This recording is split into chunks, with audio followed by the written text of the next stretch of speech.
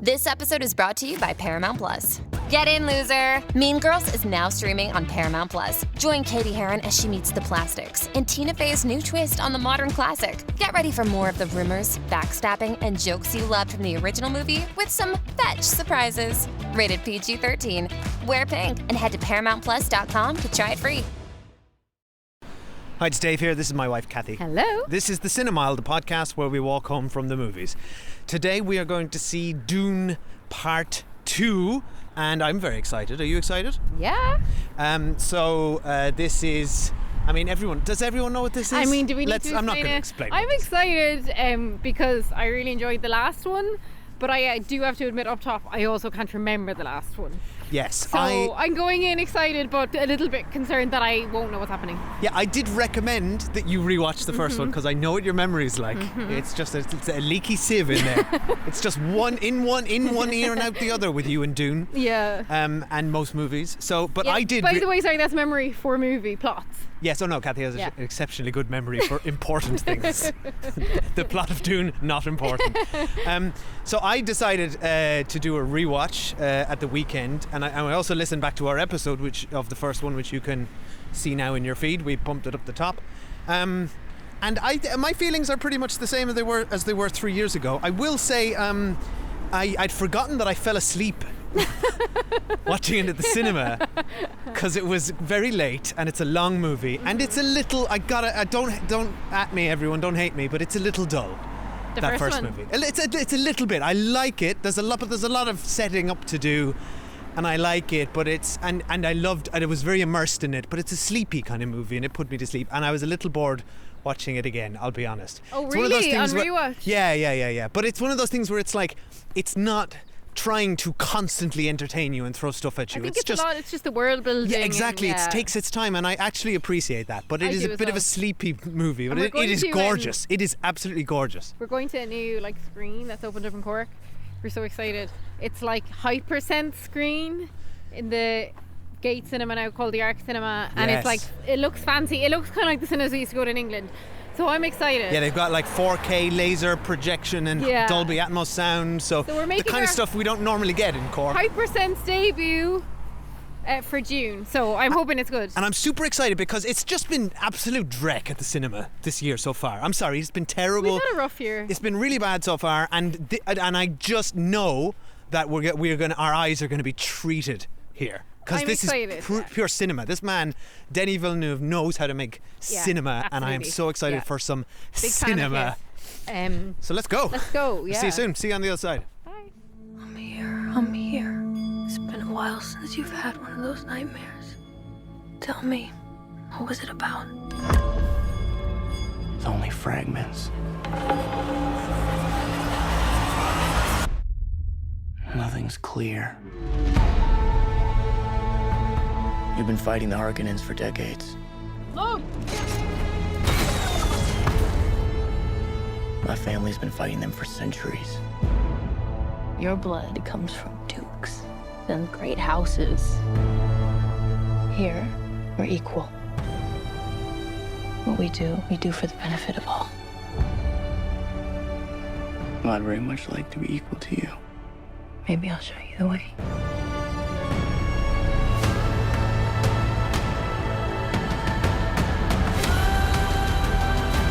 Deal with this prophet. Send assassins.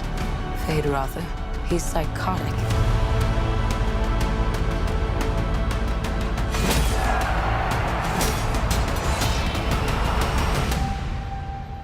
I see possible futures all at once. And in so many futures, our enemies prevail. But I do see a way. There is a narrow way through. All right, we're back. Hello. We've seen Dune Part 2. If it's your first time here at the Cinemile, we're not going to spoil Part 1 or Part 2 or any spoilers for anything until we get to Spoiler Street, at which point you will be warned. And it's actually a spoilered sand dune today. And when we grab hold of that spoiler worm, you'll hear it. We've travelled to the beach actually to record this. No, we haven't. To the it's desert. miserable actually. It's going to rain. It's going to rain, and we're protecting our moisture here. Yeah, so absolutely. I'm collecting all that rainwater. Right, Kathy. How are you? You all right? How are you good. feeling? I do think that when I saw Dune Part 1 in the afternoon, that was a better time to watch it. It's was late. Very tired watching it in the evening after a busy day at work, and then you go into it, what is it, 8-9 hour movie? The good news is Hypersense is awesome, and I was very much into that cinema experience. Sadly, they're not paying us to plug them, but if you are in Cork, go to it. Yeah, it's worth the extra. It's only really worth it. Yeah, again, not endorsed by the Arc Cinema, but the €3 or €4 extra. Really good. Well so worth the sound was good. The screen comfortable was chairs, very reclining. comfortable chairs. Not like reclining, more like a full footrest, which I was into. Yeah. We got Revels, obviously the #1 cinema snack. Also not endorsed by Revels, but come talk to us. Yeah, look. Come talk to us, Revels. But I think the brilliant screen that we were at was wonderful to see. What is a visually stunning film. It was wonderful to look at. It's quite something. It's really spectacular. So in the sense of being absorbed in that world, I was really thrilled to be at the cinema, because we have seen a lot of movies recently in the cinema that aren't necessarily cinematic. So it's nice to be in one where you're I need to be in a big screen. The sound's incredible. I'm really vibing with it. What I'll say is, and I want us to go to spoilers fairly quickly on this one, but I do have to say, I think there was missed opportunities here from a storytelling perspective, maybe. I often felt Dave gave me a quick recap as we were heading into the lobby of what had happened in the first one, to remind me of the major plot points, so I knew them. And several whispered recaps during in the middle. Who's that guy? But that aside, I appreciate it's a sequel, and I can't quite remember the first one, so I'll understand that some of it's on me, that I don't remember previous characters and stuff. But I felt some of it was a bit hard to follow. There would be just really hard cuts where it would go from one scene to the next, and I felt there was no transition between them, and I found them hard to follow. I found the central relationship, or what should have been the central relationship between Zendaya and Timothée Chalamet, to be completely undercooked. Oh my god, yeah, me too. So I was I will root for any couple. If I watch an ad with a couple in it, I'll be crying at their relationship. I was wait, what? It just went so... There's just nothing there. Relationship development, they skipped relationship development and just expected us to buy into this relationship. Yeah, it happened off screen, it felt like. Yeah, there was no work put into it. She's incredible. So she actually steals the film. Zendaya. Yeah, I agree. She's great. She's so good. She's got some face. She's so expressive. I really like Timothée Chalamet, despite the fact that in our last Dune review we, I believe, said we'd rather die than watch the Wonka remake. Happy to be wrong. Wonka was one of both of our favourite movies of last year, and I think he was great in Wonka. I think he's fine in this. I think the charisma came from Zendaya, and then I think there was just too much world stuff going on. It's I think the world stuff is what the movie's about, and the characters were secondary. I think some of the plots confused me, and I have to say by the end I was what's happening? I have no idea what's going on. And I was particularly disappointed by the end, which I'll get to in spoilers. Oh. So overall, obviously it's wonderful to look at. I've talked for too long. It did bore me. Dave. Okay. Thoughts? I think, you and I have had major disagreements on the podcast lately, but I'm very much on the same wavelength as you here. And firstly, I'll caveat this with saying people and a lot of our listeners just absolutely adore this. Yeah. Think it's getting hailed as one of the greatest movies of all time. And I completely respect someone who loves it, because I can see what there is to love exactly. about it. And I think you've chosen a good movie to fall in love with and idolize. And this is in no means me disagreeing with you, because everyone takes their own thing. But I'm with Kathy here. It's not.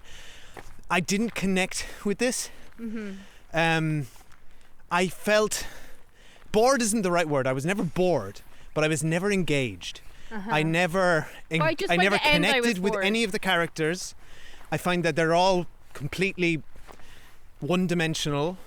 I think they are brought to life by excellent performances all around. Every actor in this movie is far better than their character on the page. Yeah, and they are elevating what is really very flat, in my opinion. Okay. And I think so that fine. So I find it very difficult to emotionally connect with any of the characters, any of their goals or motivations beyond the revenge, which was the revenge plot. But Paul's central motivation, I to this day don't know what it is, and he's our main character. Well, in this movie, this isn't a spoiler, but it's revenge, and that but was it isn't though.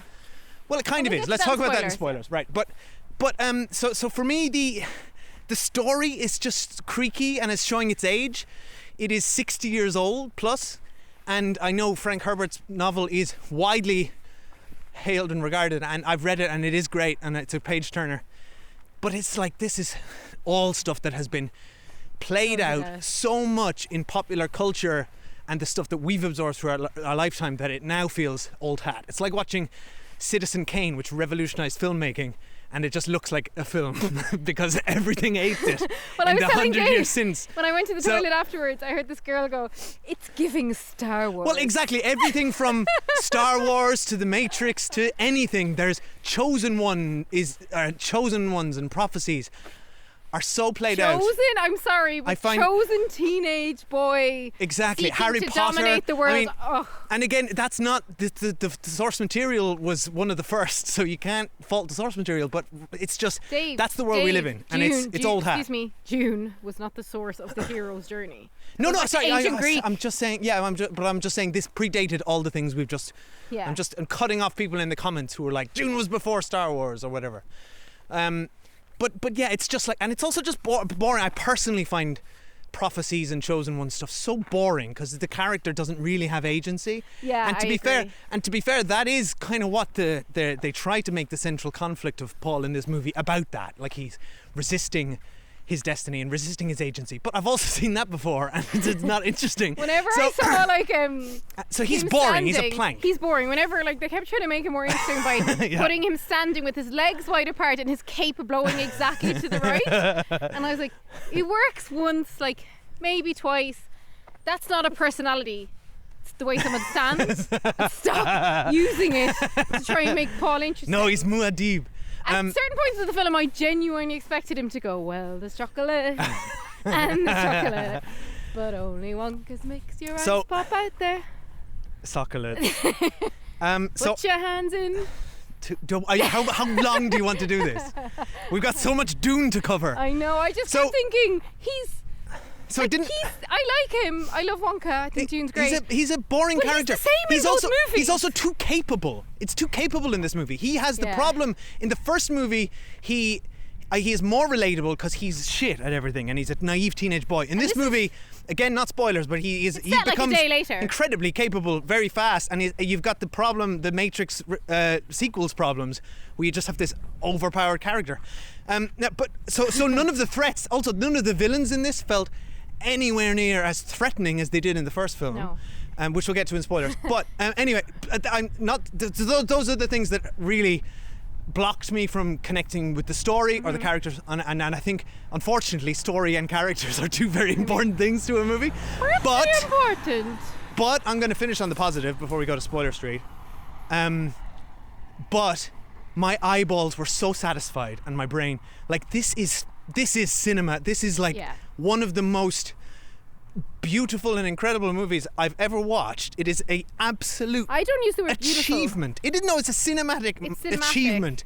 But I wouldn't say it's beautiful. No, I found sometimes I was like, wow, it's beautiful, it's impressive. Like I said with the first one, there's never a moment where I'm like, oh, that effect could have used a bit of work, or well, that's clearly a fake background. Oh no. And you think of the blockbuster stuff we've been treated to, or we've been watching for the past few years, largely dominated by superhero movies. And I'm pointing at the MCU here, like the recent Thor movie, like just looks like dreck. Yeah, and it just looked like people, and a lot of movies now look like this, just people on a soundstage, or the volume, and you can see the lines, and I'm just not convinced by anything. There isn't a frame of this movie that doesn't look like they're there. And that's the genius of this. Disagree. No, there's the genius of this is that there is so much visual effects, and he has just blended the two what together. I disagree with you on there is the crowd scenes, the CGI'd extras. Couldn't bear it. There was so much CGI when it came to extra crowd scenes that it looked so fake. It looked like a video game. Like at one point they pan up and you get kind of a bird's eye view of a crowd of people. I don't agree. And I was like, oh wow, what a nice video game special effect from the 90s. Wow, okay, do not agree. I'm drawing a line here. Just on the crowd scenes. Okay, fine. And then there was another sequence where it went to like, it was all black and white, but it was kind of grey. That was cool. I thought that was Let's naff. talk about that in Spoiler Street. Didn't like it. One thing before spoilers. Go on. So, as far as I'm aware, the typical gestation period of a human pregnancy is around 40 weeks. In this film, what is going on? there's a character who's pregnant for 8 years. Yeah, It's the only way to describe the I passage found of it so, time. I agree. You spoke about jarring scenes in this. I was jarred out of it so frequently because there are moments in this film, again, no spoilers, You're like years have where passed. you're like, yeah, there's a montage or like loads of time has passed. There, you see this relationship developing and you're like, oh yeah, oh my God, years have passed. Yeah. Yeah, he's now this like legendary, and it's just like, oh no, that baby's still in there. It's like, I've sorry, been pregnant. what? I know it feels long, but it's not that But long. that took me out of it. I'm like, nobody can. I think this is for Spoiler Street. Yeah, but let's get to spoilers. that's the first thing we'll address in Spoiler Street. But before we get to spoilers, we'd like to shout out the fact that we have a YouTube channel now. We would love for everybody to go there and subscribe and help us out, to all our loyal and regular listeners, because we really want to give that a go and grow that. Up on that YouTube channel, which is at the Cinemile, or just search the Cinemile. You can, obviously this podcast is up there, but I imagine most of you don't listen to podcasts on YouTube, but it's there if you want it. There's a podcast feed on Yeah, there so now. all the podcasts go in there. But we will be making exclusive YouTube content. There's already some videos up there. We're putting shorts and clips up there. I've made a very silly video about listening to movie scores while you're out for a walk. And as part of this, we're going to try and do some extra YouTube stuff attributed to the episode we're doing. So after this, as part of our walk, I'm going to give Kathy a quiz and throw some characters and lore from Dune and Star Wars, and ask her if she can guess which one it is, if it's Dune or Star Wars. So I if you want to not knowing the answer to any of them. so yeah, that's the plan. So if you want to see how she gets on, head to our YouTube channel, youtube.com/the Cinemile. I think it's /at the /at the Cinemile. Yeah, So just weird. use this YouTube search bar like a normal person who types things into URLs. Anyway, congratulations, Dave, on putting loads of work, including Dave actually went and filmed himself in the woods in his underpants for one of the videos. Yes. Spoiler alert. And I'm If really if you've glad. always wanted to, I know people often listen to podcasts and be like, I wonder what that guy looks like in his underpants. Well, And now I'm you just can. really glad that my husband's basically turned into someone who cavorts with minimal clothes on and films himself in the woods. Cavorting is a strong word. Anyway, we're going to go to spoilers now for Dune Part 2, and then you'll hear maybe a quick ad and we'll be back. Hey, it's Kaylee Cuoco for Priceline. Ready to go to your happy place for a happy price? Well, why didn't you say so? Just download the Priceline app right now and save up to 60% on hotels. So whether it's Cousin Kevin's Kazoo Concert in Kansas City, go Kevin, or Becky's Bachelorette Bash in Bermuda, you never have to miss a trip ever again. So download the Priceline app today. Your savings are waiting. Go to your happy place for a happy price. Go to your happy price, Priceline. Okay, so spoilers now for Dune Part 2 and Part 1. We won't spoil anything from the book series because I don't know anything about it. Well, you read 1.5. I read one and I've 15 read years ago. half of one. I do want to say, like, straight off the bat, what annoyed me about Dune at the time, what we thought was called Dune, but turns out was Dune Part 1. What annoyed us both at the time we left the cinema was that, like, oh wait, they were just setting up another movie. And now they have the audacity to do the same thing to us. Is that what the end was? It was a setup for I think another so. film. I mean, look, to me, I think yeah, clearly there's room for more films and they kind of leave it open. But I think you could also just draw a line under that with that ending. You could at all. Well, he won Arrakis, he's the emperor, and now he's going to go defeat all the other houses. But and this comes back to the character stuff that I wanted to talk about. Like, so for the whole film, so at the beginning he's like, I want revenge, right? Yeah. And then very quickly he like becomes one with the Fremen or the Sand People over there. Too quickly. I would argue. Again, or I was like, years have passed. Yeah. Because they go, you have to make your way through the desert. And then and he's like, yeah, no problem. And then and I was like, wait, has the desert thing happened already? I thought we were yeah, we don't see that happen. I thought we were about to watch like the hero's journey through the desert. It's like cut to this scene where he takes down like one of the oil refinery things, which was awesome, by the way. It was an amazing scene. Yeah, but it was just all that was happening too quickly, but also, as we know, too slowly because of the gestation thing. But and then it's like, so his mom disappears very quickly, right, and goes off and becomes like psychopathic. There's never a word of a mention from him of like, where's my mom? He's just like, I'm a full sand person now. I'm at one with the sand. I no longer care about revenge, and I'm having these awful visions of what would happen if I went south. And I'm going to love Zendaya forever, even though we completely miss them getting together. I did not buy any of that. And then, when he said that at the end, don't forget, I will love you for all time. And I was just like, like, what? It's just I don't believe that you two are in love at all. You just seem like good friends. The movie's telling me they're in love, but the movie didn't show me they're in love. But anyway, all that, fine, whatever. But then he just goes south, and then at the very end they're like, oh, the noble houses don't accept your ascend, and he's like, well, then I'm gonna go and fucking kill them all. And that's the bit where I was like, huh? Isn't it, per his character, as I saw him in the film, isn't it enough for him that he drove them away from the desert and now him and like his friends can live in peace? I thought that was his goal for the whole film.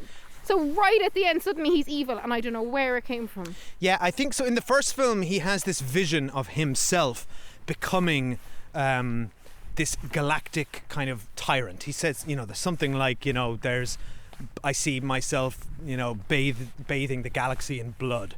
Right, so and it's something he rejects and doesn't want to happen. Yeah, I thought he was rejecting the vision. So that, I agree with you. I don't quite know when the turning point was, but he has now embraced it. For me, it rang very familiar, and I won't spoil it. But the end of Game of Thrones, this won't spoil it, but I'll talk vaguely around it. There is another character that people had a massive issue with how that character. Yeah. Rapidly changed because the plot needed them to in the last few episodes of that.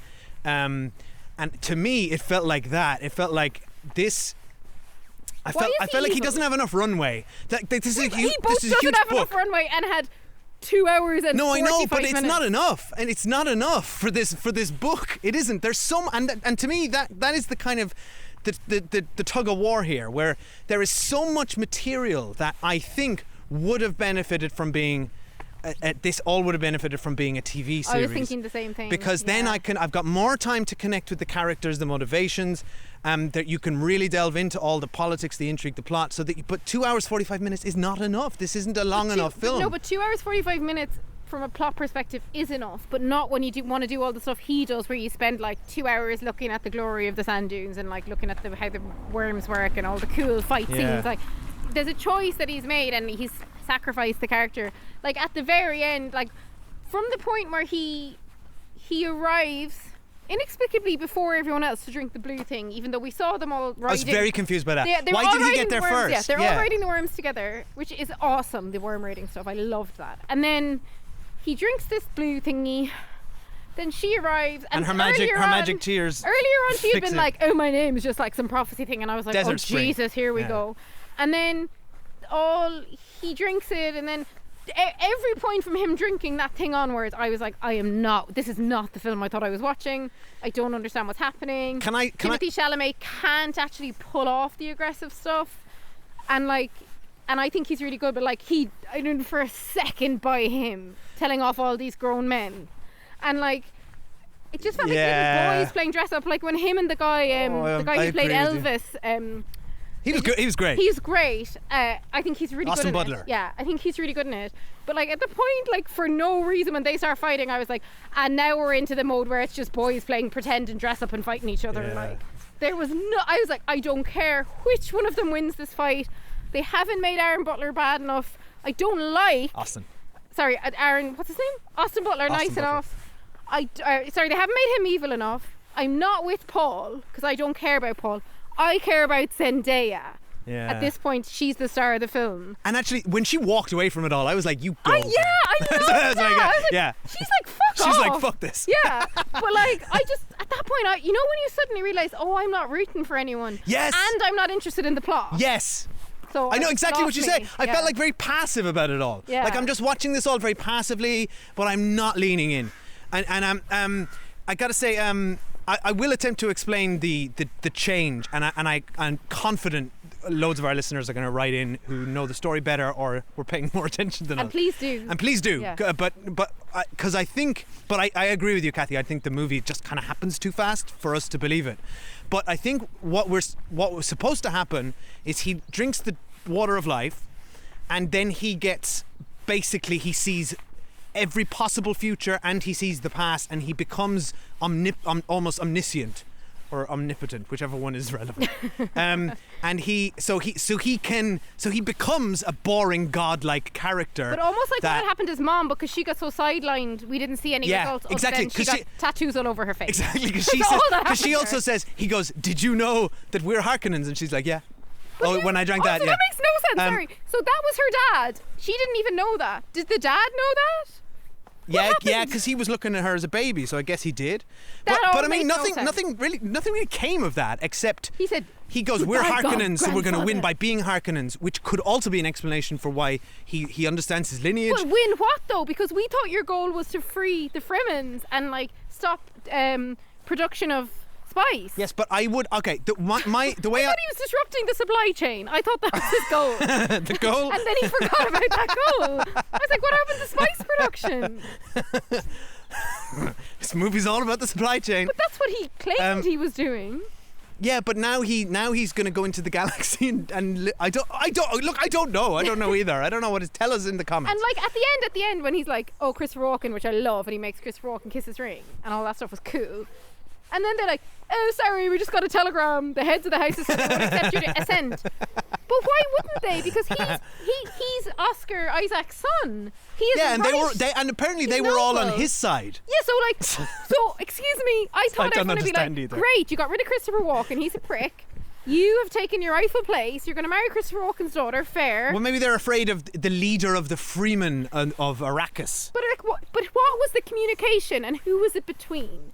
It seemed again like he's like, oh well, there we go. Now I'm going out to war. It's like, would you not go up and have try a not to negotiate? Yeah, I know. Yeah. And also, why? It's like they just found out about you. Why didn't you go up and pitch them? Because his goal was revenge on Christopher Walken and Baron Stellan Skarsgård. So he's gotten revenge on both of them. So again, at that point, I'm like, okay, you've both gotten the revenge and disrupted the. I enjoy the revenge. Revenge is always enjoyable. Revenge, and he disrupted the spice thing. Yeah.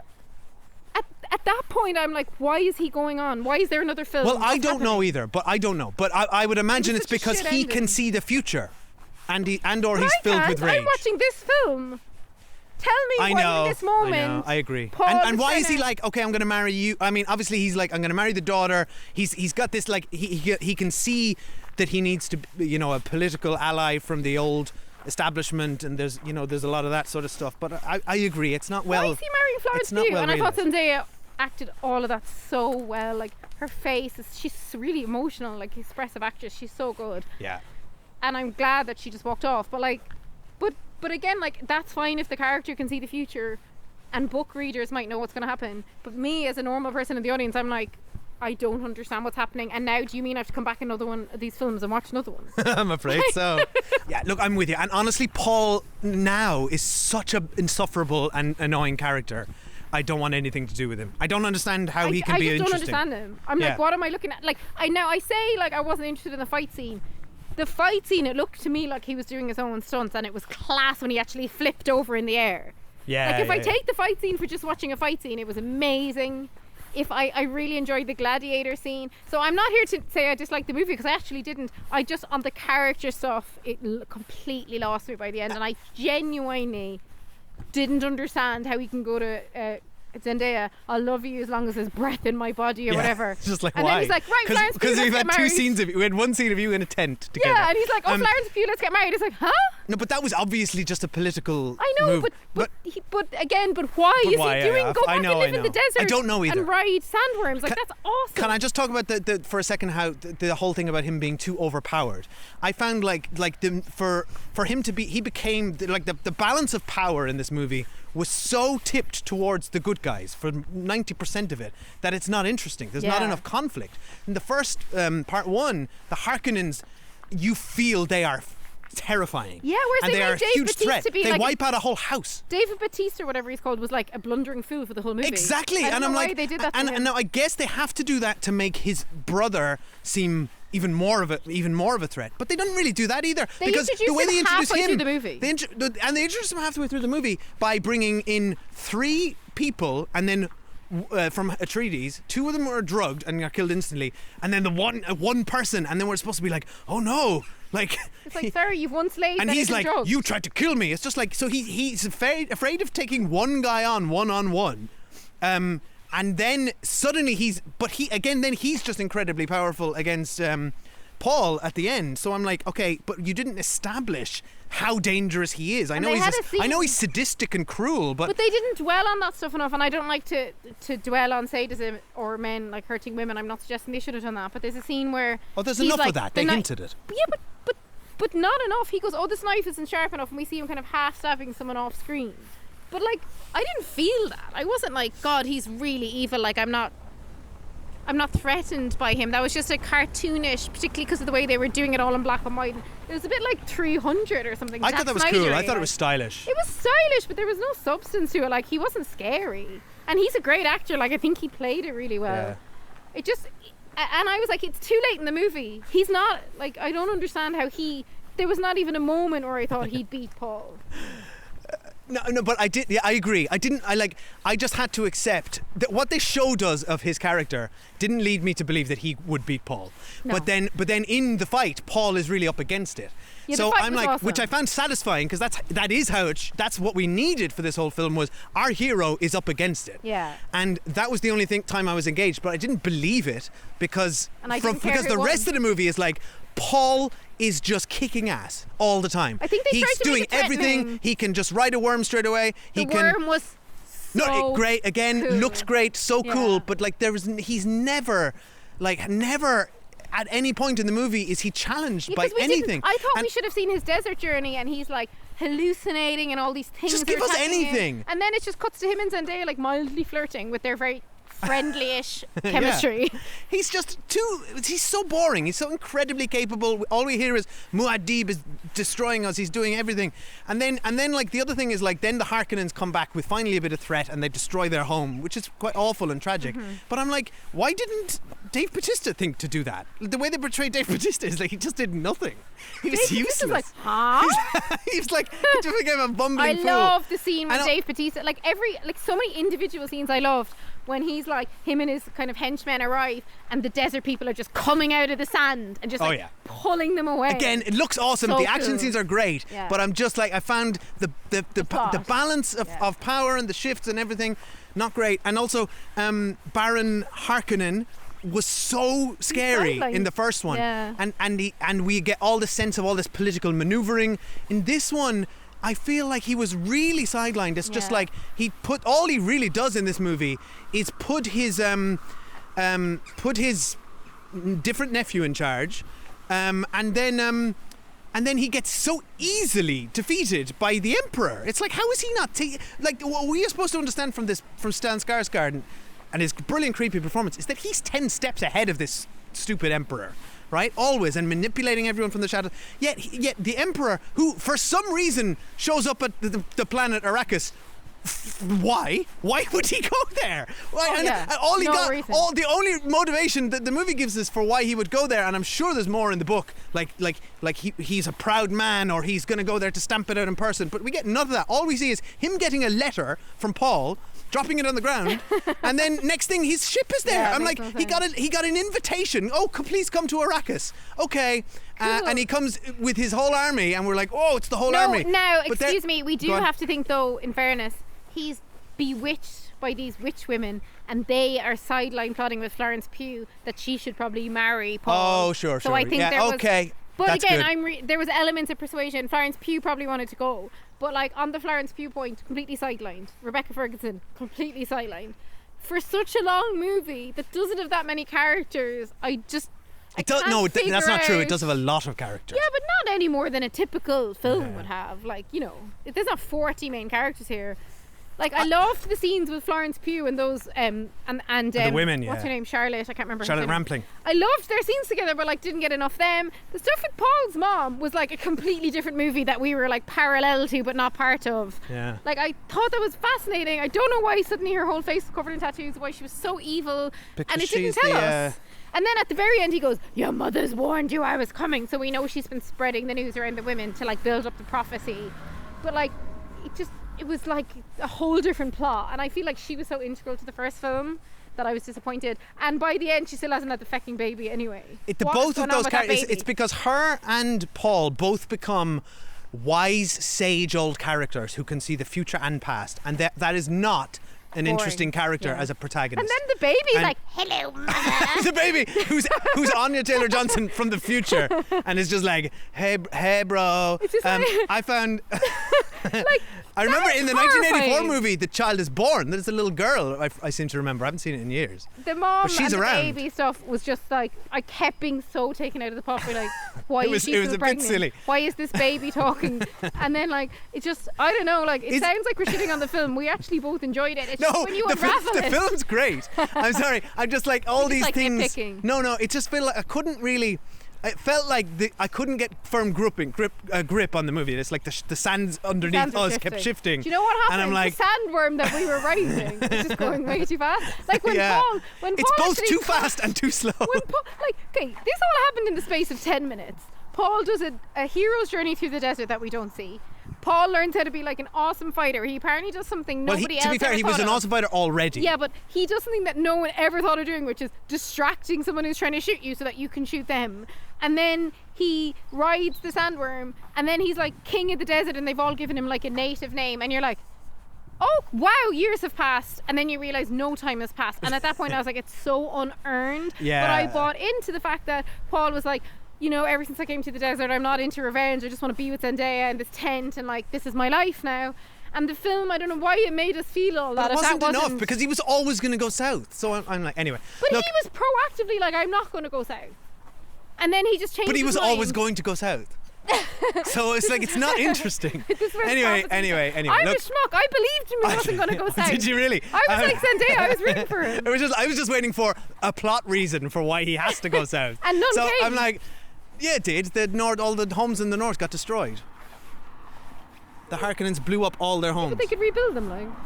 I don't know. He's Look, defeated the Harkonnens now. Like, anyway, don't I worry would about the like Harkonnens. to finish on a positive Yeah. again, because it doesn't feel like we're just complaining.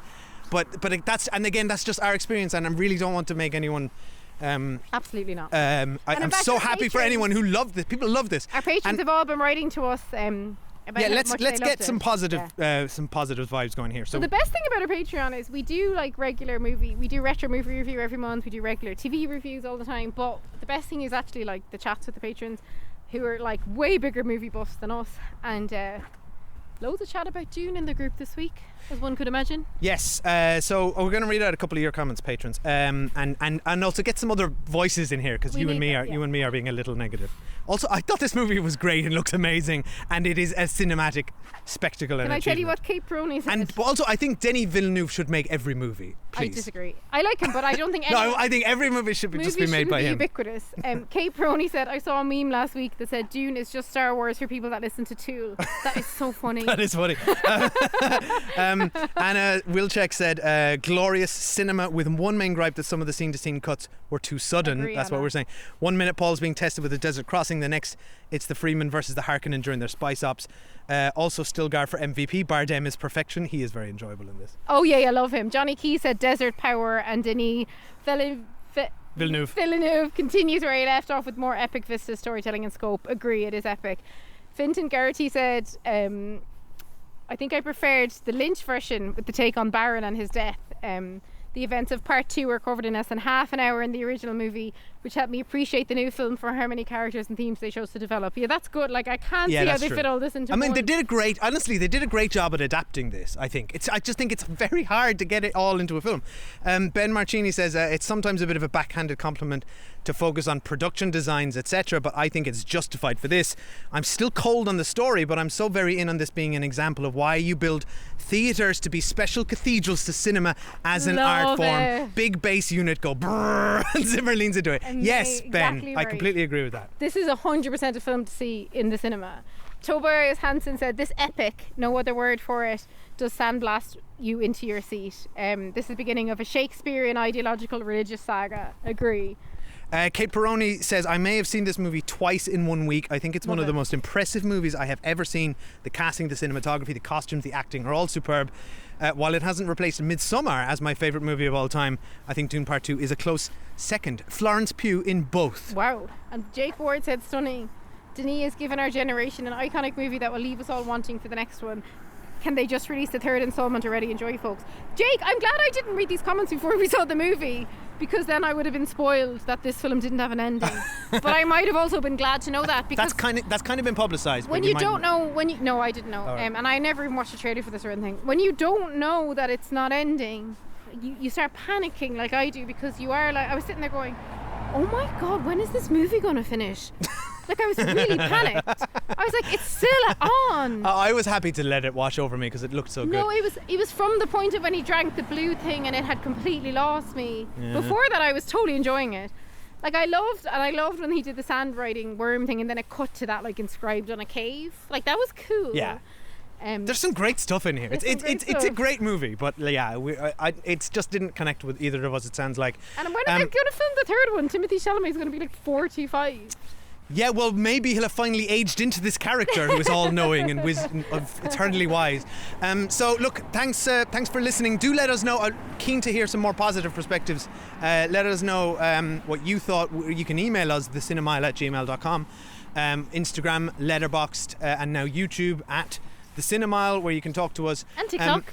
And TikTok, yes. You can tell we're really trying to expand after the death of Twitter. Yeah, and of course our Patreon. So if you want to also write reviews and comments, and actually we're going to set up a little spoiler thread where we can all chat about Dune Part 2 on our Patreon. So that's at patreon.com/thecinemile. You also get access to our whole other podcast feed of 50 plus retro movies. Including most recently Sunset Boulevard and The Wedding Singer, and a lot of TV Yeah, we just reviews. Reviewed all of Mr. and Mrs. Smith, True Detective, Season 3. Loads of good stuff. And we have a spoiler chat on True Detective as well, because yes. There's lots to talk about on that. So we're off to do a Dune Star Wars quiz now for our YouTube channel, and otherwise we will see you soon. Bye. Thanks for listening. You are not prepared.